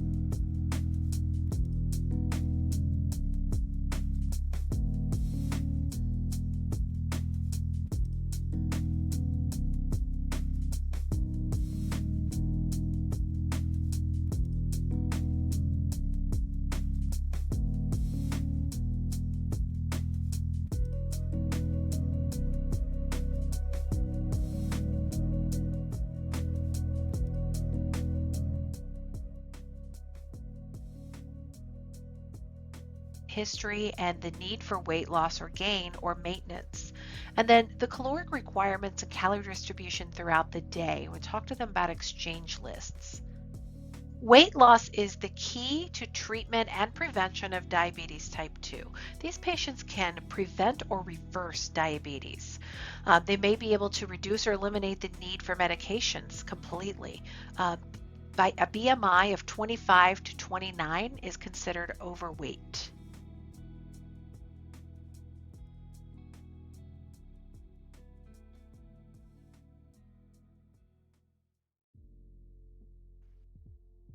When we first start talking to a patient who is newly diagnosed, it might be difficult for them to understand this.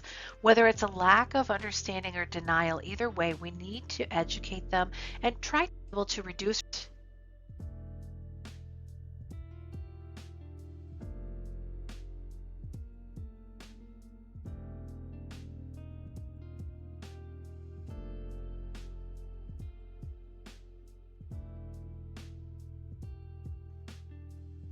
When we first start talking to a patient who is newly diagnosed, it might be difficult for them to understand this. Whether it's a lack of understanding or denial, either way, we need to educate them and try telling them that it's just a new way of thinking about food. It's not about the restriction of food. So in order to lose weight, an average of 1 to 2 pounds per week, a patient needs to eliminate between 500 and 1,000 calories from the diet. Now, if there's been weight loss from hyperglycemia, we may need to get them to regain that lost weight in addition to controlling the glucose. The distribution of the calorie intake should be about 50 to 60% for carbohydrates, with an emphasis on whole grains. Now, fat should be limited to about 30%, and only 10% of that should be saturated fat, and then less than 300 milligrams of cholesterol. And then we want to focus on non-animal sources of protein, such as legumes, whole grains, and increase the fiber.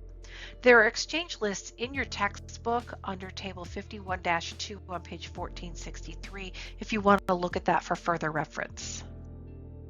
And I'm sure you've heard this on TV commercials or weight loss programs where they talk about the glycemic index. But what does that really mean? So this is how we combine starchy foods with a protein and fat, and it slows absorption and the glycemic response of the body. Raw or whole foods tend to have lower responses than cooked, chopped, or pureed foods because they have to work to digest those. Whole fruits rather than juices are better. That decreases that glycemic response because of the fiber, which slows absorption. And then by adding foods with sugars, it may produce a lower response if it's eaten with foods that are more slowly absorbed. So it's all about the absorption rate and how the foods are digested within the body. One way to help patients is the My Plate Food Guide. This helps them get the appropriate portions of the different categories of fruits, vegetables, grains, protein, dairy. So to encourage patients with this, maybe print some information. They can, like I've said before, they can purchase this plate online or even just an inexpensive divided plate where they can divide it out themselves. A lot of patients do what's called carb counting. So you'll see diets ordered for patients that will say that CHO, that's a carb. And so we want them to have healthy food choices when they are counting their carbs. The key to this is portion control. One carb serving equals 15 grams of carbs. So if you're looking at a label and it says that something is 45 grams of carbs, that equals 3 carb servings.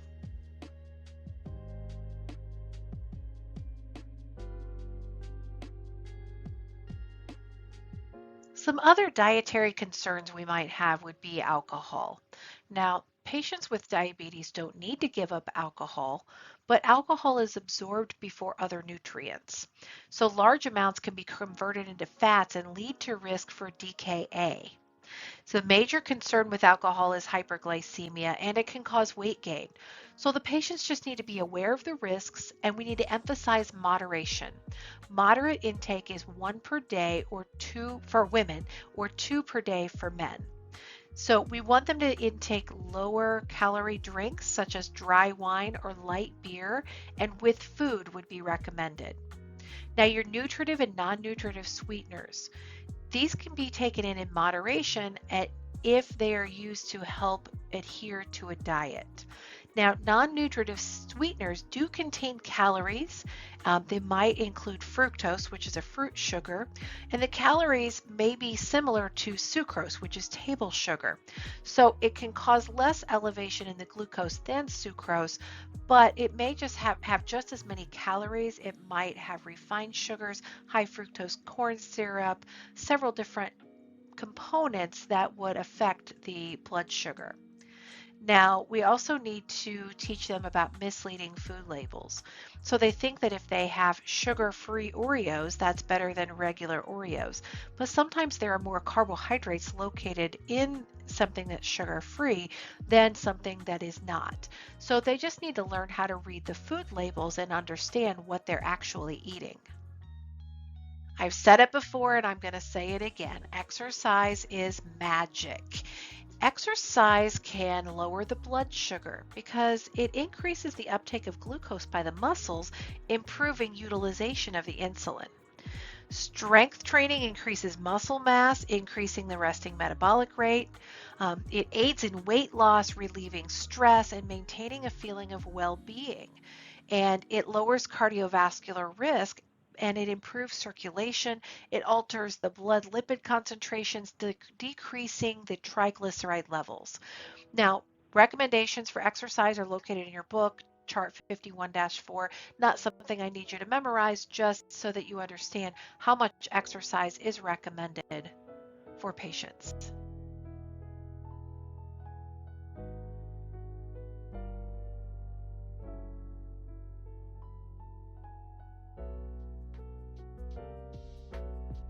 Now, there are some precautions that need to be taken into consideration when we talk to a patient about exercise. Because insulin does reduce the blood sugar levels, insulin levels must be adjusted. Now, insulin normally decreases with exercise, but patients on exogenous insulin should eat a 15-gram or 1 carb choice carbohydrate snack before moderate exercise to prevent that hypoglycemia. So, potential post-exercise hypoglycemia is outlined in chart 51-5. Now we need to talk to the patient about the need to monitor their blood glucose levels, and then there are the gerontologic considerations for the elderly patients. Just with exercise in general, we don't want them to overdo it or injure themselves. Now we're going to get into insulin and how we utilize insulin to treat diabetes mellitus. The cornerstone of diabetes management is blood glucose monitoring. Self-monitoring of blood glucose levels has dramatically altered diabetes care. Back in the 70s and 80s, patients weren't able to monitor their own blood sugar, so it was very difficult for them to manage diabetes. There are several different types of insulin. First, we have rapid acting. We have short acting, intermediate acting, and very long acting or peakless insulin. And all of these are outlined in your textbook on table 51-3. I'm not going to spend a lot of time on this chart. This just gives you an idea of the onset, peak, and duration of some of the different insulins that we talk about. You do need to understand the onset, peak, and duration, so I would encourage you to reference table 51-3 in your textbook to make sure that you understand those.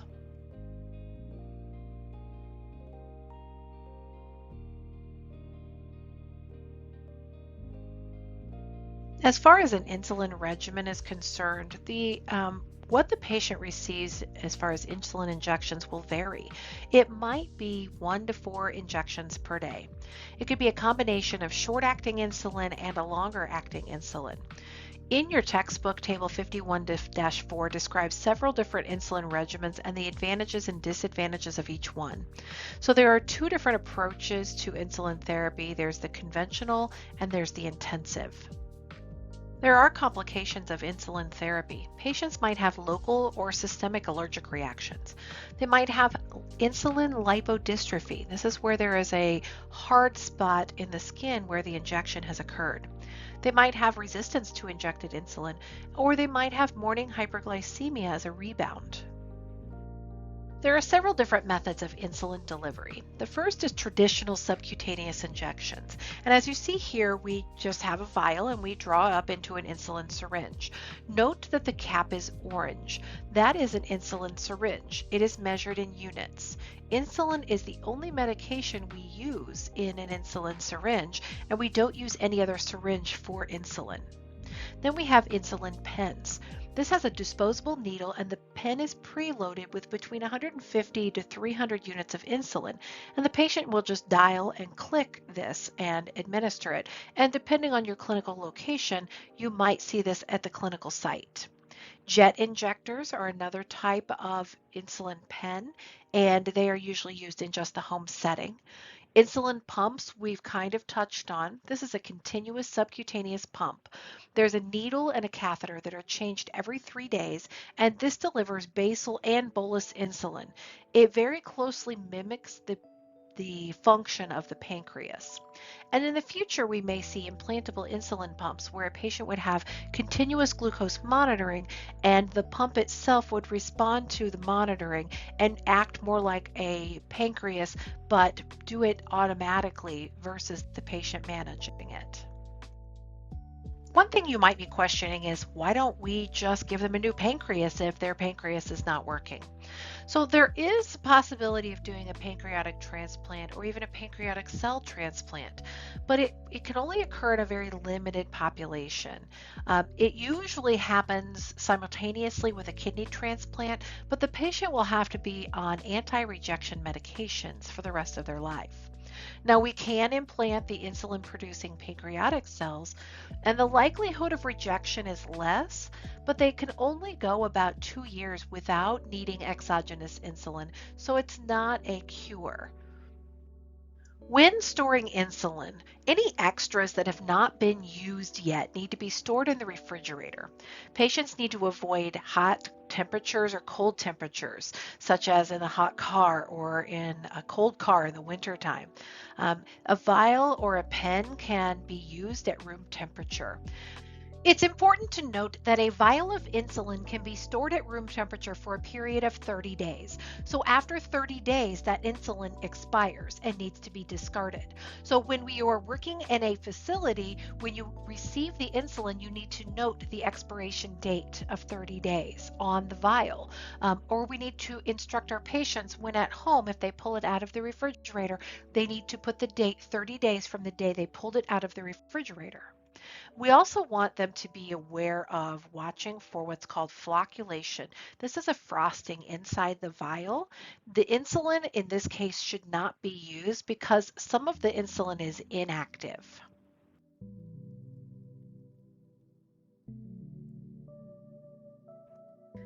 Think back to fundamentals and the injection sites for subcutaneous injections.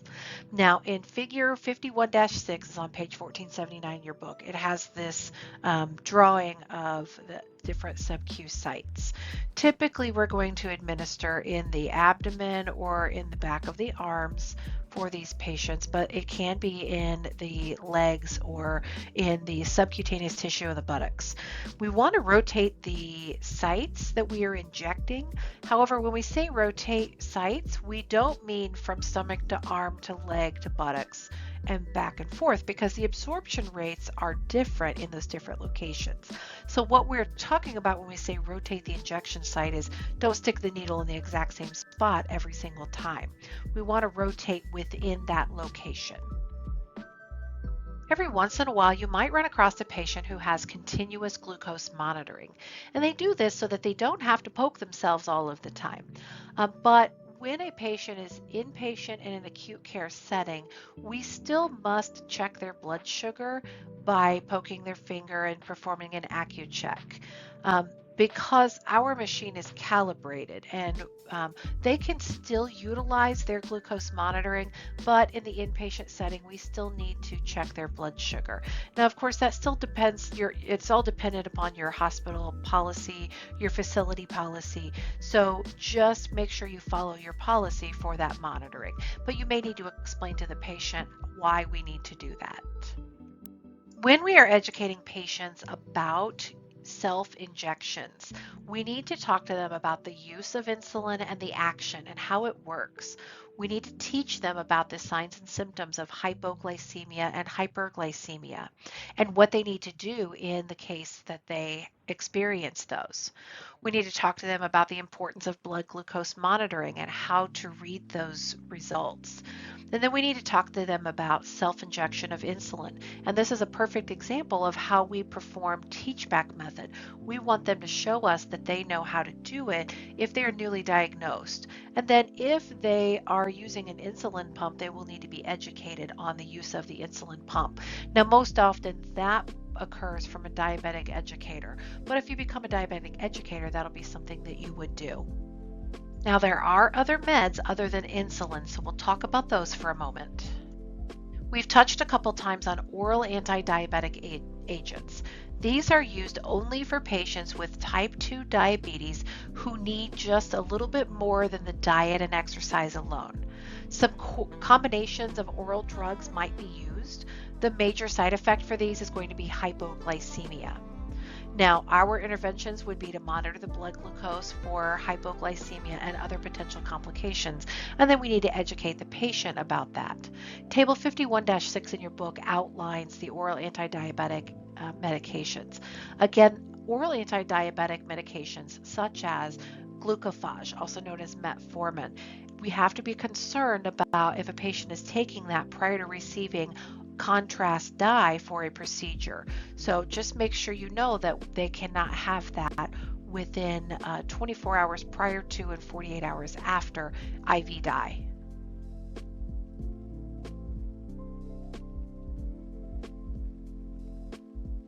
Throughout this presentation, we've touched on a few of the complications, but let's talk a little bit further about each of the complications that patients might experience.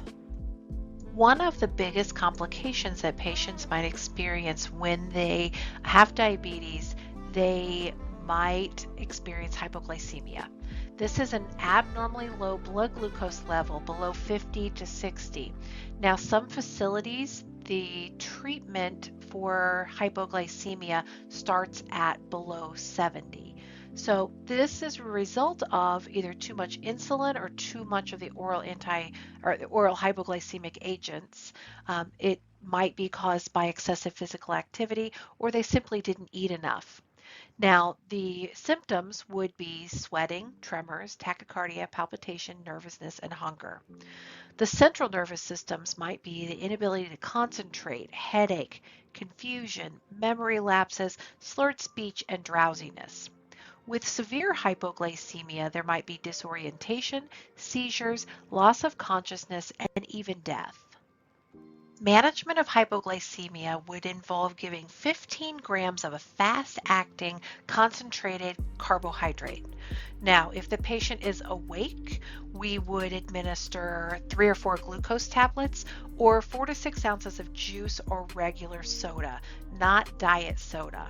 We want to retest that blood glucose in about 15 minutes and continue to retreat if the blood glucose is not greater than 70 or the symptoms persist 10 to 15 minutes later if testing is not possible. Once we get the blood sugar back into a normal range, above 100 is typically the protocol for most facilities. We want to provide a snack with a protein and carbohydrate unless the patient is going to eat pretty quickly. If a patient cannot swallow or is unconscious, we've got to do something different. They're not going to be able to swallow. So we either need to administer a sub-Q or IM injection of glucagon or administer IV solution of 20 to 50 milliliters of 50% dextrose. And what you see here in this picture is an example of what we used to call an amp of dextrose, but you might have an order for an amp or a half an amp, which would be 25 or 50 milliliters of dextrose.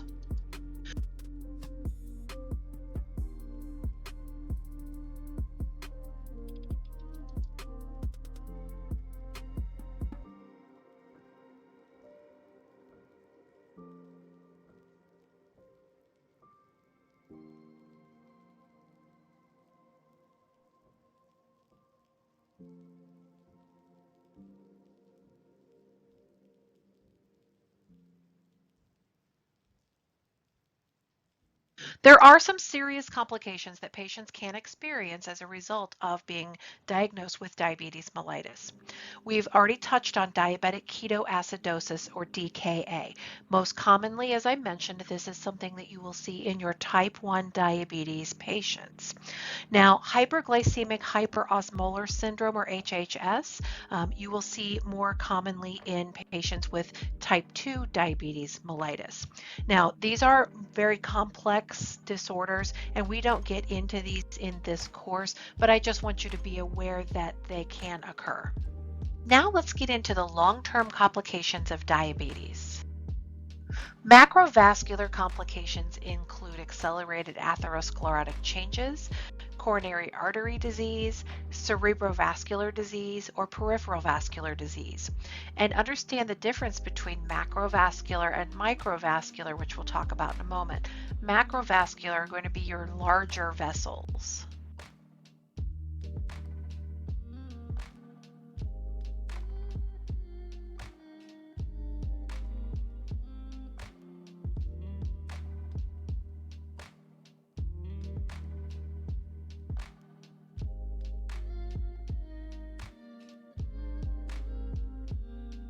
Microvascular, on the other hand, involves neuropathy or diabetic retinopathy. These are the smaller vessels. Now remember, microvascular, coronary artery disease, cerebrovascular disease, or peripheral vascular disease. And understand the difference between macrovascular complications of diabetes. Atherosclerotic changes, coronary artery disease, cerebrovascular disease, or peripheral vascular disease. And understand the difference between macrovascular and microvascular, which we'll talk about in a moment. Macrovascular are going to be your larger vessels.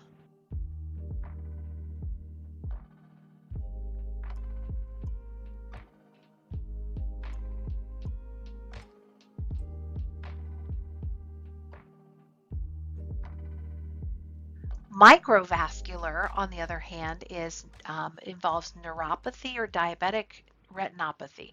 These are the smaller vessels. Now remember that diabetes is a leading cause of blindness in patients who are aged 20 to 74 in the United States.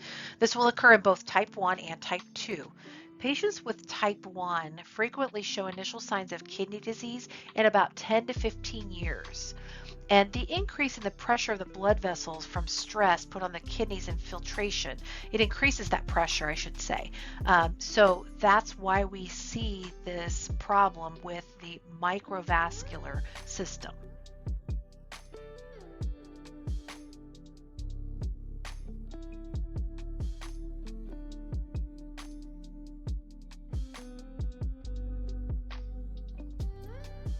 You're going to hear about several different neuropathies associated with diabetes. Most often you're going to see with your patients this peripheral neuropathy. This is the distal portion of the nerves in the fingers and in the toes, where they might have numb feet. Autonomic is going to be cardiac, GI, and renal. So with cardiac, the range of symptoms might be tachycardia all the way to a silent MI. With GI, patients would have delayed gastric emptying, bloating, nausea, vomiting, and diabetic constipation. With renal, they may have urinary retention or a neurogenic bladder, which may be flaccid or spastic due to nerve damage. There might be hypoglycemic unawareness, where they're just not aware when they go hypoglycemia. They don't show those typical signs and symptoms. And then there may be associated sexual dysfunction. These are just some examples of what we mean when we say neuropathic ulcers. These are ulcers that have occurred and patients have no idea that they're there. They can't feel them. These are diabetic ulcers. So these are common to be seen in patients with diabetes. And this again is why we have them check their feet using a mirror so they can watch for these so we can treat them as soon as possible if they develop.